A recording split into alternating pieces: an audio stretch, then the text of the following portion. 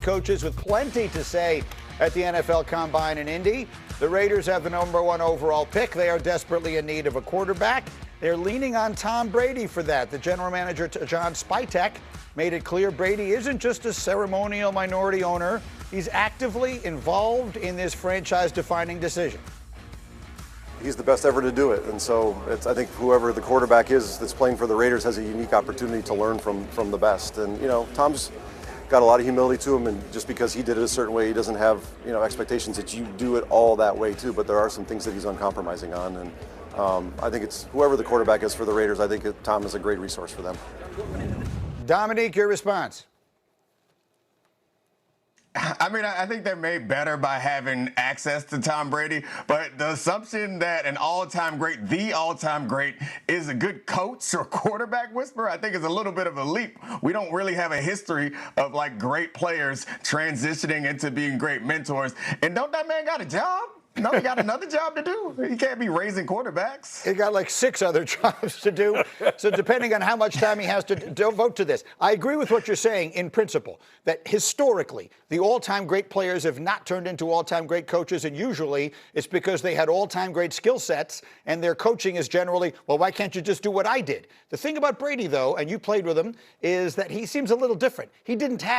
He wasn't great because he was so ridiculously talented. He was great because of his understanding of the game and his work ethic and his discipline. So maybe some of that is transferable if he can try and mentor a young player. Oh, there's no question about it. Are you going to also bring along Bill Belichick as your guy to help develop you as a quarterback as well? And listen, I think having Tom Brady in your corner, that's a plus, but there's a lot of differences between what the Raiders are going through and what Tom Brady and the Patriots were at that point in time. Well, that's why I say a very small portion of Tom Brady should be involved. You never want to undercut the guy that you just hired as your head coach, Clint Kubiak, who's also going to be your play caller. So give those guys an opportunity to actually coach the #1 overall pick, which looking like it's going to be Fernando Mendoza. Yeah, that's fair. And coaching him, Brady is not going to coach him. But I think Brady's presence, I actually, in this case, all kidding aside, think that done properly, it could be beneficial to a young quarterback just to see what the ultimate pro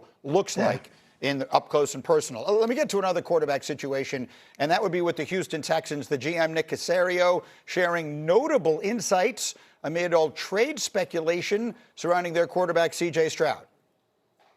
He's our quarterback. He ain't going anywhere. We have a lot of confidence, a lot of belief. I'd say the philosophy that D'Amico and I have, we're going to support our players and do everything we can to kind of help them. It's moronic. We're not trading the guy. He's our quarterback. So he's going to be playing quarterback for the Houston Texans in 2026.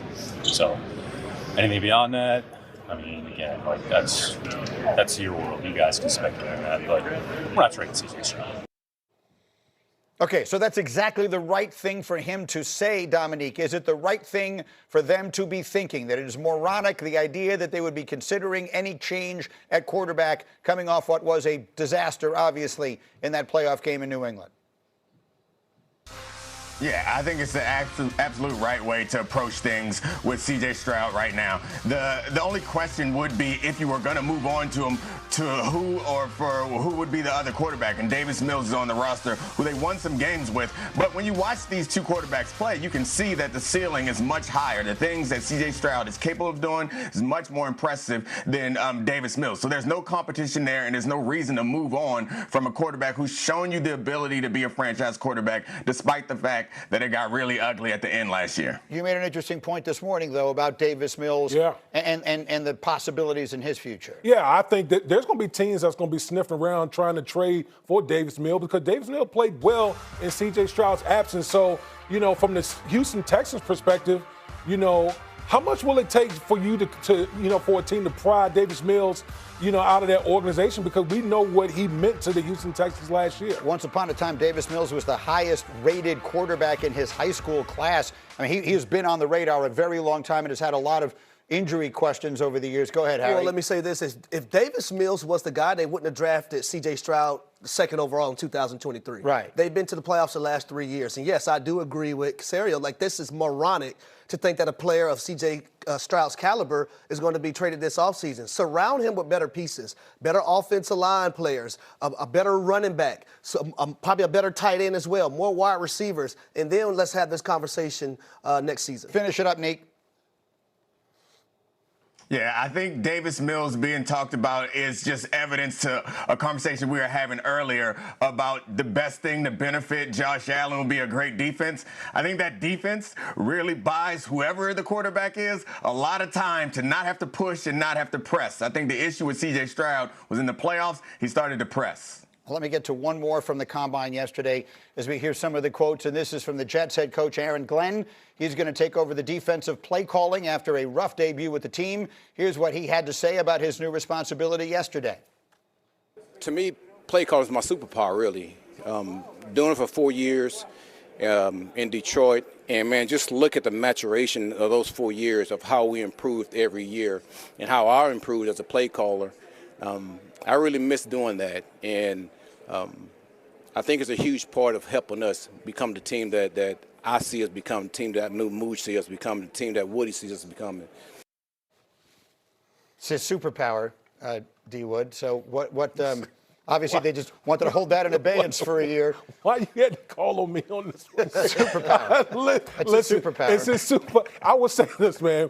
The fact that you withheld your superpower while the team is getting its teeth kicked in, that's kind of bad, man. But I will say this, to Aaron Glenn's defense, his last year in Detroit, he did call one of the best defenses in the league. So hopefully, with a lot of guys hurt too. Yeah, with a lot of guys hurt. So hopefully that superpower will matriculate through the whole roster, and this whole thing will be better than it was last year. Can they get an interception? Could he intercept the pass? Maybe he could. His superpower be putting himself in the nickel corner? Yeah, maybe. And intercepting just one pass?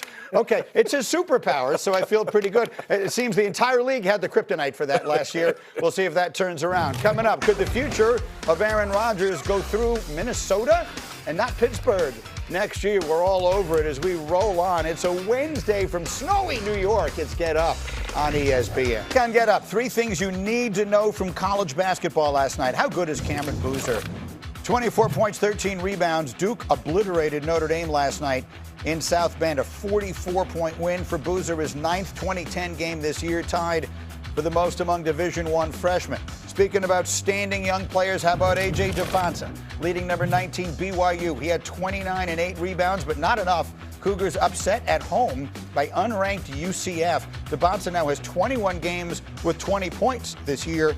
That's the most among D1 freshmen this season. And finally, the number 2 team in the country, Arizona, trailed by as many as 10, came back to beat Baylor in Waco. The game had 14 lead changes, 10 ties. Arizona now 3-0 this season when trailing by double digits. And we got good college hoops coming your way tonight on ESPN2 and the ESPN app. We got Florida, Texas. We got Arkansas and Texas A&M. The good stuff there. Meantime, at the mics is next. GMs and head